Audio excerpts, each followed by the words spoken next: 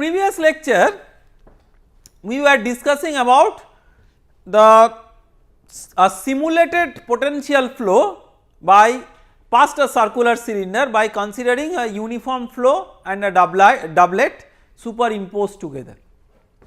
We will continue with that. We tried to get a sketch of the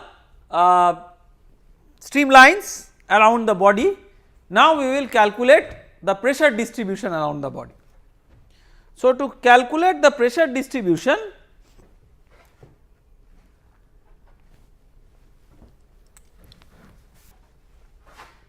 so pressure distribution on the, what we will calculate is pressure distribution on the surface of the cylinder, and this is very critical, you know why.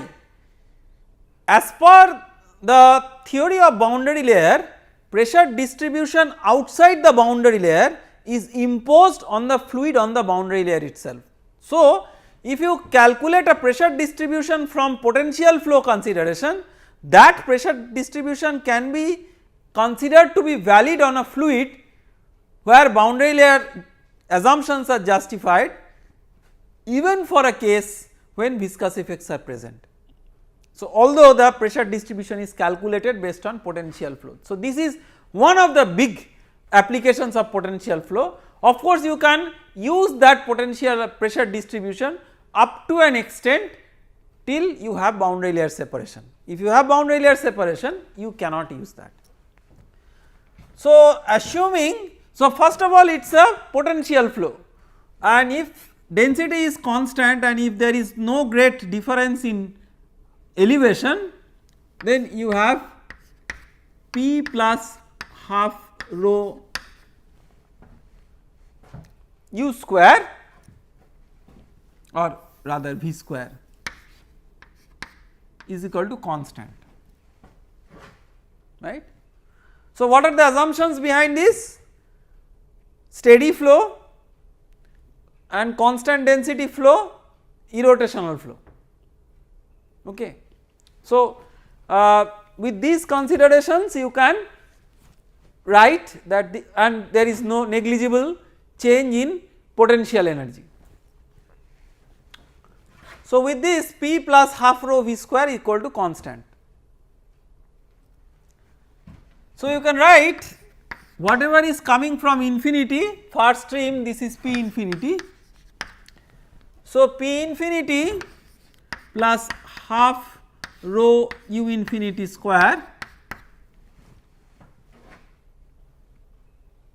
is equal to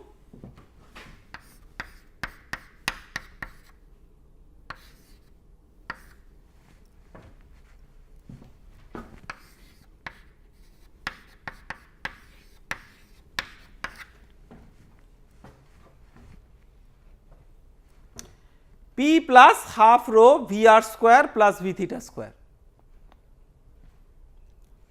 because resultant V square is V r square plus V theta square.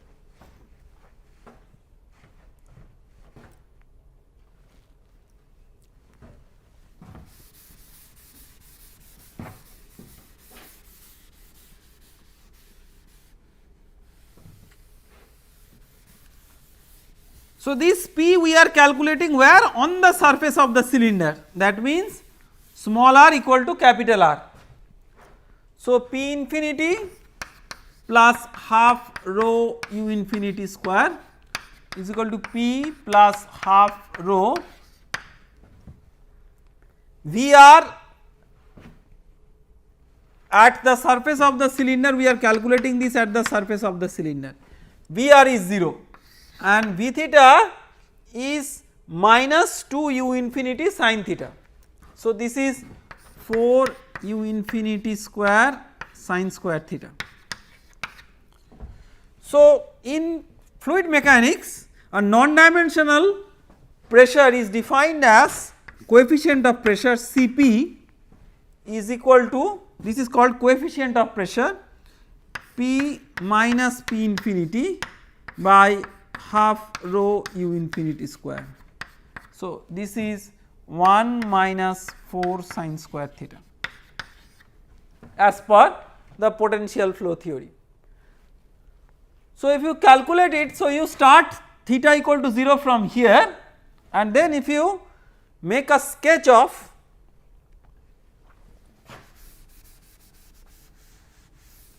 Cp versus theta, you get something very interesting if you compare it with a practical experimental situation. So, Cp versus theta.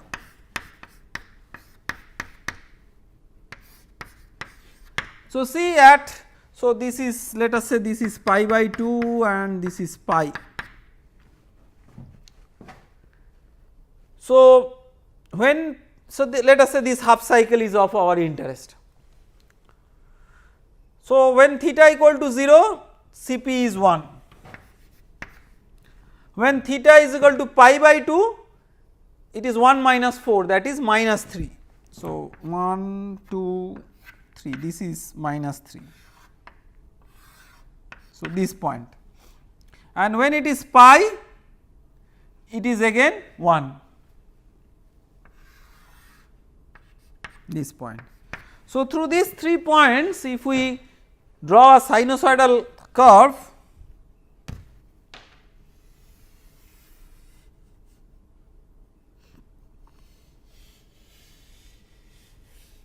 it is something like this. Okay. So, now what is the practical situation?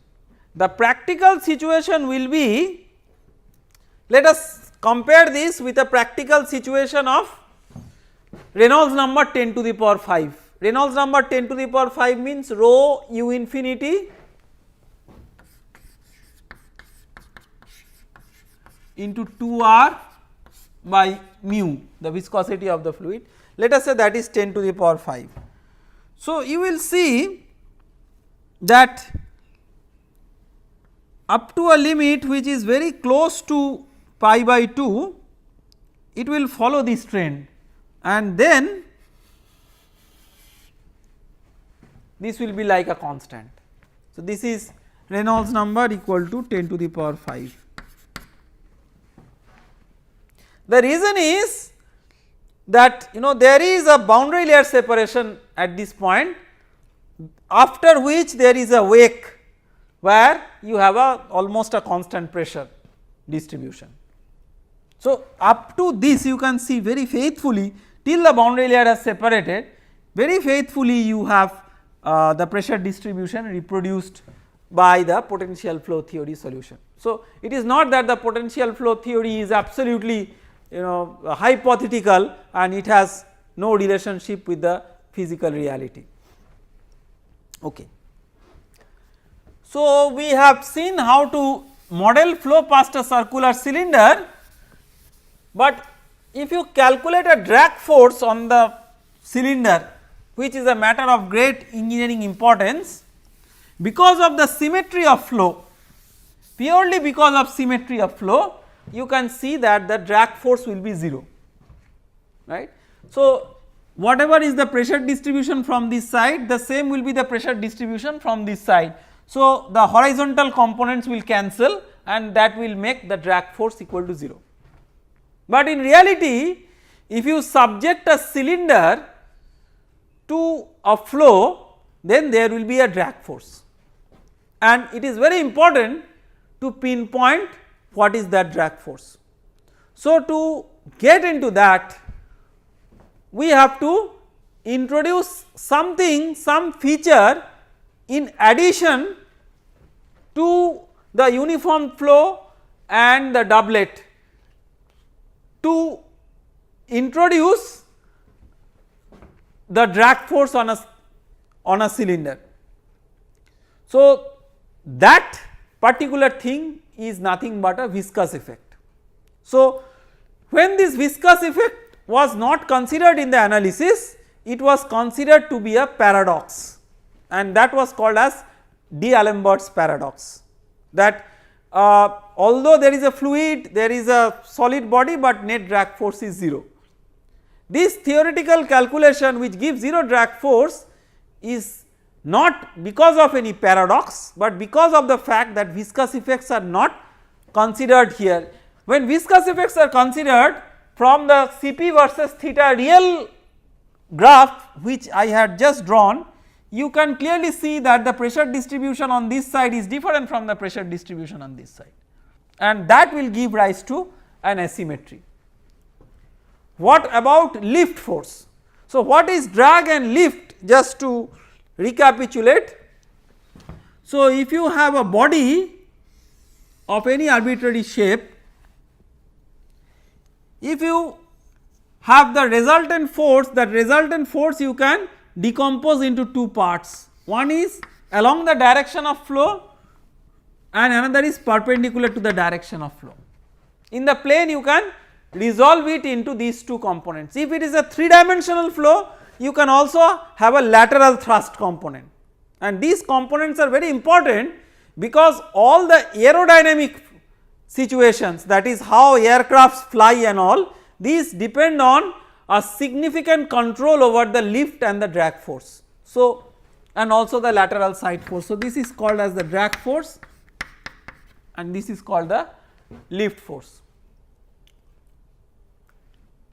So, without viscous effect we cannot generate a drag force in this case, because symmetry in the pressure distribution cannot be broken.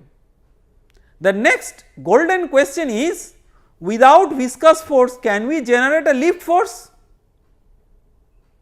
We have understood that without viscous force we cannot generate a drag force, but without viscous force can we generate a lift force? So, to examine that, one can refer to a very common practical experiment. Practical experiment is, let us say you have a tennis ball or a cricket ball like this.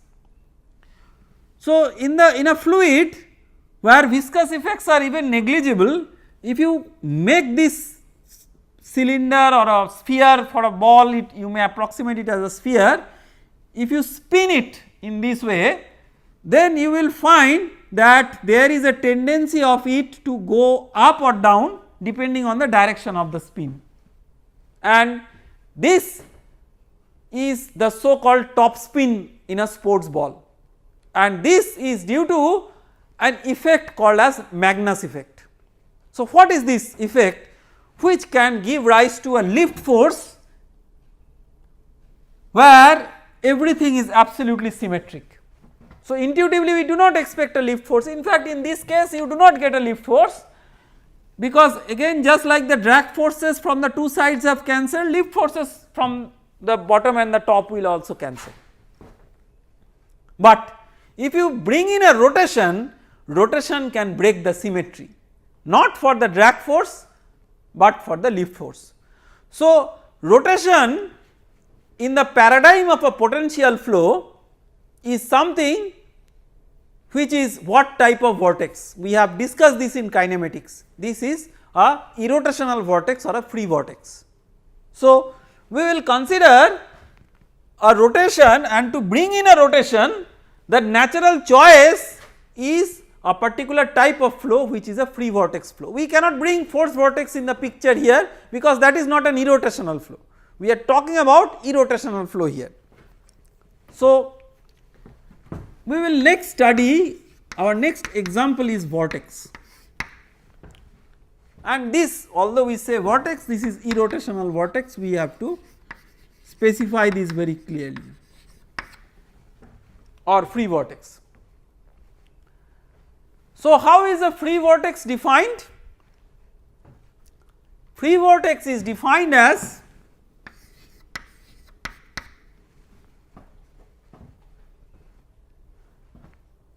V theta equal to C by R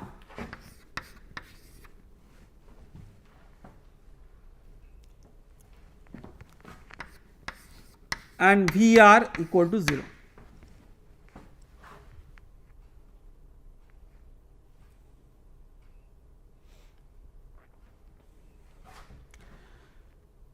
So, question is that what is the complex potential corresponding to this? That is the question, because we have to basically superimpose this with the uniform flow plus doublet to give a rotation to the circular cylinder. So, you have df dz is Vr minus I V theta into e to the power minus I theta, right. So, minus I C by R e to the power I theta, right. So, minus I C by Z, right. So, F the complex potential you can find out by integrating this with respect to Z. So, F is minus I C ln Z, right. Now, this C is an arbitrary constant, we should relate it with the strength of the rotation, which is the so called circulation. So, the circulation is defined as follows.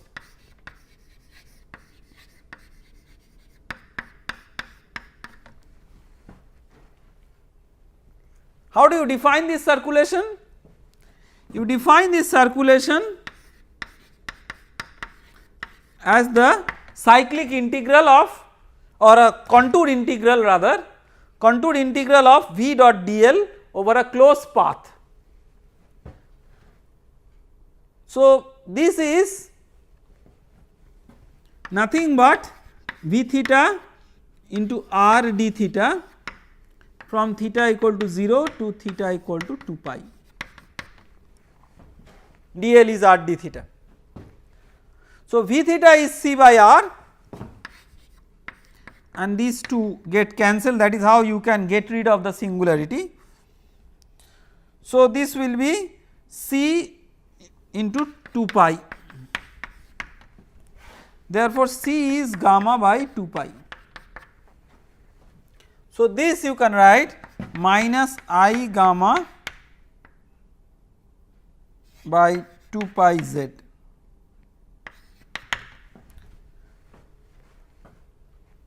and this will become minus I gamma by 2 pi ln of z. Okay. So, when gamma is positive, what kind of circulation it does indicate, clockwise or anti-clockwise? When gamma is positive, it indicates clockwise, anti-clockwise rotation. Therefore, this minus sign, if it is there finally, that is if it is negative it shows anti-clockwise rotation, and if it is positive it shows clockwise rotation. Okay. So, this we have to keep in mind because we have to physically interpret some of the results. Okay. So, now we will come to this question.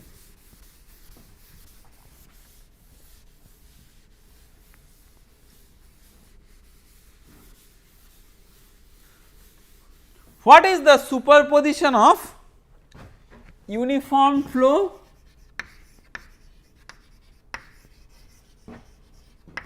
plus doublet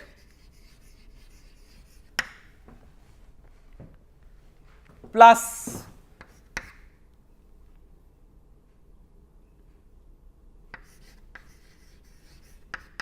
vortex? What is this?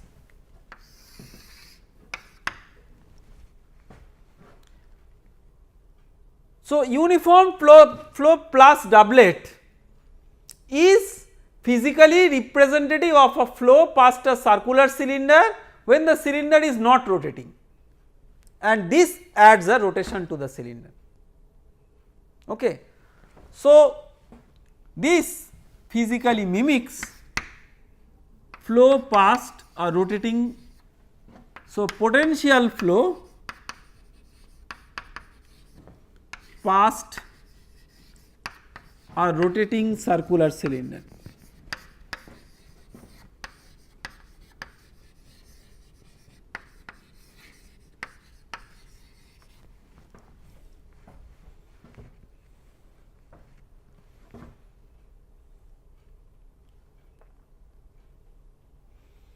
Okay.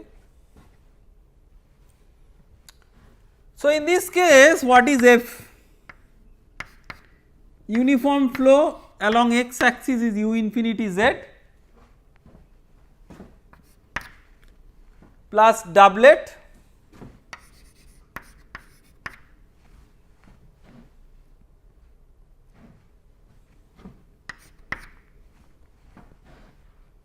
plus vortex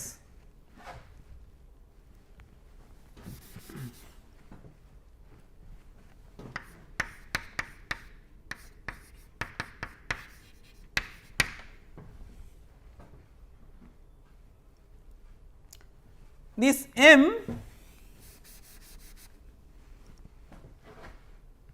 you have already seen that it is u infinity into r square to represent the flow past a circular cylinder of radius r.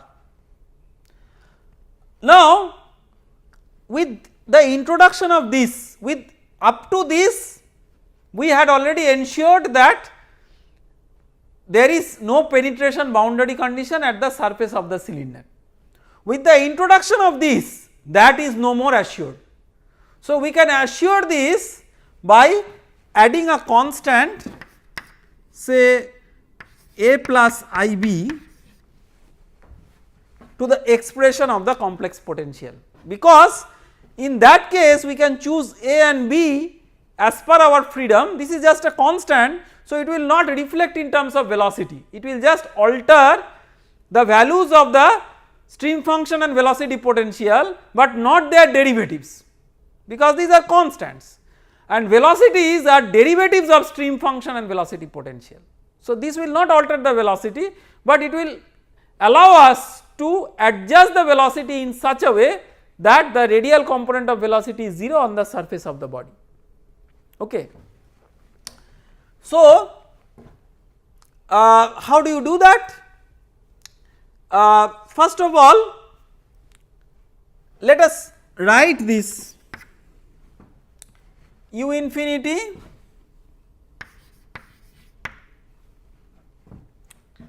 z is r e to the power I theta plus u infinity r square by r e to the power minus I theta minus I gamma by 2 pi ln r minus I gamma by 2 pi ln e to the power I theta is I theta. So, I into I will be minus 1 into minus will be plus 1 plus gamma by 2 pi theta plus A plus IB. So, you can separate the real and imaginary parts, u infinity r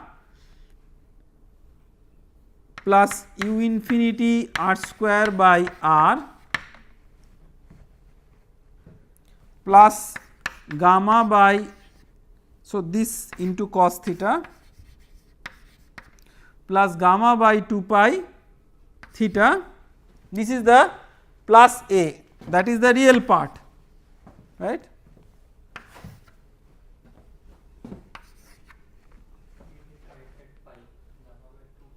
Gamma by 2 pi, yes, and imaginary part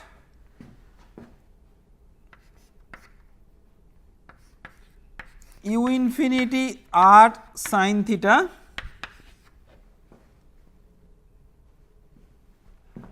plus u infinity r square by small r, this into minus sin theta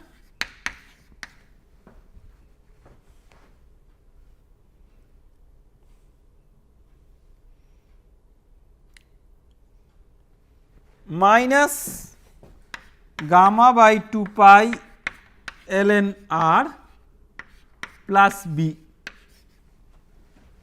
right.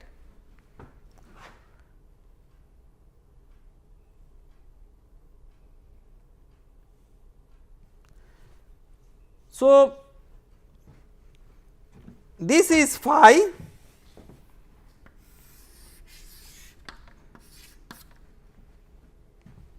this is psi, right.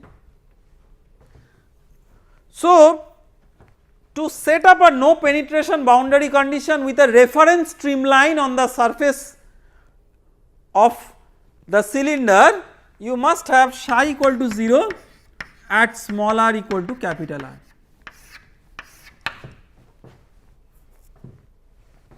Okay. So, psi equal to 0 at small r equal to capital R means u infinity r minus u infinity r sin theta. You know, this part was already 0 with uniform flow plus doublet minus gamma by 2 pi ln r plus b is equal to 0. So, you can set b is equal to gamma by 2 pi ln of r. Okay. So, in this way you can model this with a particular choice of B, an arbitrary choice of A also you can make a choice of A arbitrarily, because although you have a constraint on stream function, you do not have a constraint on velocity potential reference. Okay. Constraint on stream function is also up to you. I mean, you may choose of course a non-zero stream function on the surface of a body, there is nothing wrong with it, but customarily we choose it as 0, that brings into that extra constraint. So, potential flow past a rotating circular cylinder can be represented by this generic thing. Of course, a matter of interest, primary interest is to see what is the velocity field out of this, but a matter of more intense primary interest is to see what is the lift force and the drag force, because that is what is a matter of engineering concern, and that lift force and drag force we can calculate using a very powerful theorem called as Blasius force theorem, which can even take a body of any arbitrary shape so long as the body has a closed contour. And in the next lecture we will see that how to find out the lift and drag force on an arbitrary shaped body given you have the complex potential using that Blasius force theorem. Thank you very much.